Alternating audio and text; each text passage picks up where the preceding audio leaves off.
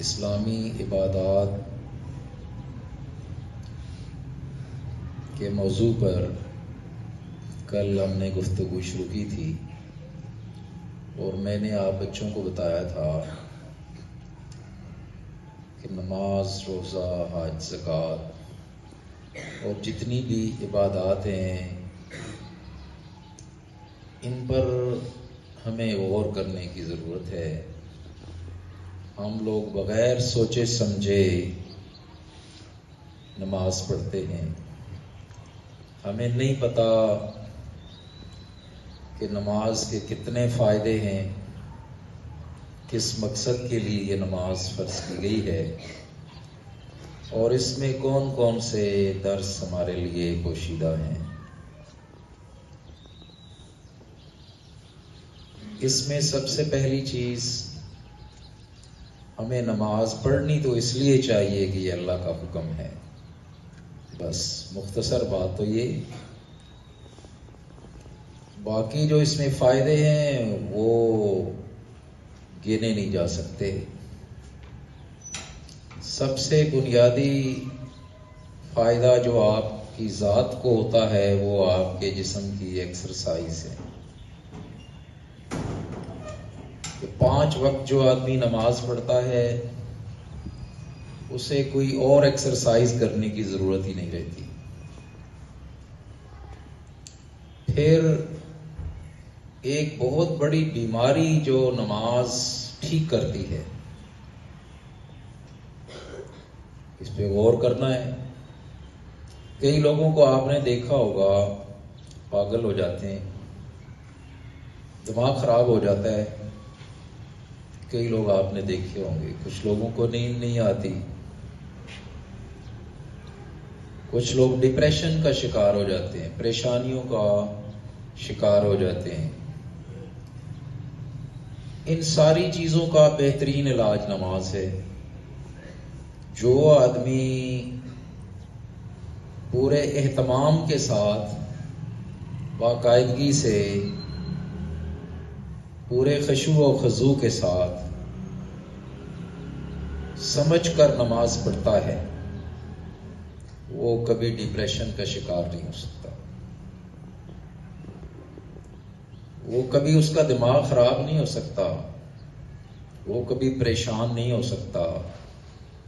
ایسا نہیں ہو سکتا کہ اس کو پریشانیوں کی وجہ سے رات کو نیند نہ آئے۔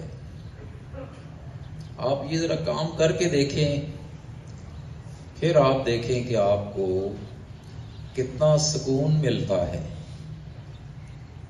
تو یہ جو روحانی سکون ہے، ذہنی سکون ہے، جس کی کوئی قیمت نہیں ہے۔ غیر مسلم ذہنی سکون کے لیے ڈھونڈتے ہیں، طریقے ڈھونڈتے ہیں کہ کس طرح ہمیں ذہنی سکون مل جائے۔ مسلمانوں کے پاس تو کتنا آسان طریقہ موجود ہے۔ تو میں آپ سے عرض یہ کر رہا ہوں کہ ہمارا دین تو اتنا مفید دین ہے انسان کے لیے کہ اس کی دنیا اور آخرت دونوں بن جاتی ہے۔ تو نماز میں آپ کو فائدے بتا رہا ہوں۔ پہلا فائدہ تو آپ کا جسمانی فائدہ، آپ کی ایکسرسائز ہو جاتی ہے۔ دوسرا فائدہ کہ آپ کو کبھی ذہنی بیماری نہیں لگے گی، آپ نفسیاتی مریض نہیں بنیں گے، آپ کا دماغ خراب نہیں ہوگا، آپ مینٹل نہیں ہوں گے، آپ کو ڈپریشن نہیں ہوگا، ٹینشن نہیں ہوگی، ذہنی تناؤ کا شکار نہیں ہوں گے۔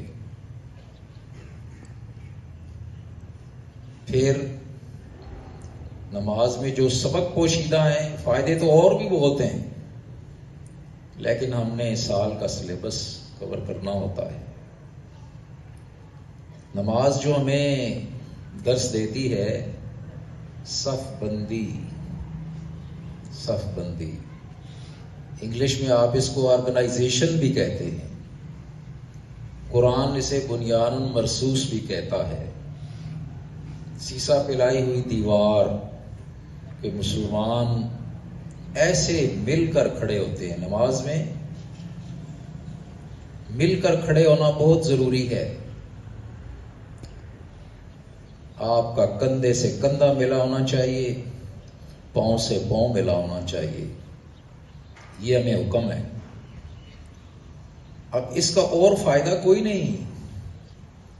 اس میں درس یہ پوشیدہ ہے کہ آپ ایسے مل کر رہیں کہ آپ کے درمیان میں کوئی دراڑ نہ ڈال سکے، کوئی فاصلے نہ پیدا کر سکے مسلمانوں میں.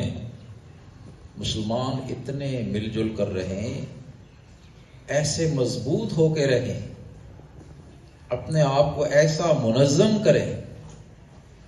اب نماز میں ایک آدمی آگے کھڑا ہوتا ہے جس کو امام کہتے ہیں.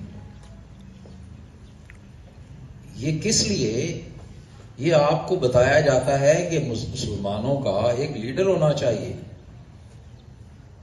جہاں بھی مسلمان ہوں ان کا ایک لیڈر ہونا چاہیے، باقی اس کی بات مانیں. امام لیڈر ہوتا ہے، اور امام وہ بندہ ہونا چاہیے کہ جس کی لوگ عزت کریں. سب سے زیادہ باعزت آدمی جس کی بات مانے، جس کا حکم بھی چلے. تو نماز ہمیں آرگنائزیشن سکھاتی ہے، تنظیم، صف بندی، منظم ہونا، آرگنائز ہونا، کہ سارے مسلمان ایک ہو کے رہیں، ایک ان کا رہنما ہو، ایک لیڈر ہو، اسی کی بات چلے، اسی کا حکم چلے، باقی اس کو فالو کریں. آپ کو پتا ہوگا کہ یہ مسئلے کی بات ہے کہ جو آدمی امام سے پہلے کوئی حرکت کرے گا، رکوع میں پہلے چلا جائے گا، سجدے میں پہلے چلا جائے گا، اس کی نماز نہیں ہوگی. کتنی سخت بات ہے. اب صرف یہ بات نہیں ہے کہ یہ اوپر نیچے ہونا ہے نماز، بلکہ یہ ہے کہ آپ کا جو قائد ہے، مسلمانوں کا جو رہنما ہے، جو لیڈر ہے، وہ جو بات کہتا ہے اس کی بات سے آگے پیچھے دائیں بائیں مت ہو جائے. اس نے جو کچھ کہہ دیا اس پہ عمل کریں.